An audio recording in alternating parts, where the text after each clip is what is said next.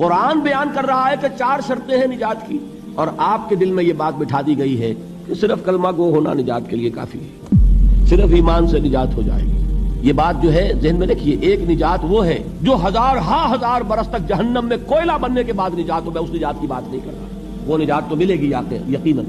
जिस शख्स के दिल में राई के दाने के बराबर भी ईमान होगा, वो अपने अमाल की, अपने करतूतों की सदा भुगत कर बिल आखिर जन्नत के अंदर दाखिल किया जाएगा, जहन्नुम से निकाला जाएगा।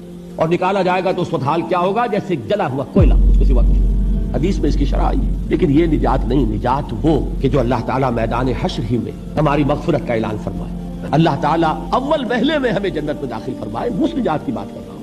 वो निजात जान लीजिए महज कलमा गो होने की बदौलत नहीं मिलेगी। उस निजात के लिए शर्त अव्वल ईमान, शर्त दो अमल सालेह, शर्त सालिस तवासी बिल हक, और चौथी शर्त तवासी बिस सब्र। ये कुरान का बयान है, इस इंसान का कलाम नहीं है कि उसमें तरमीम की जा सके।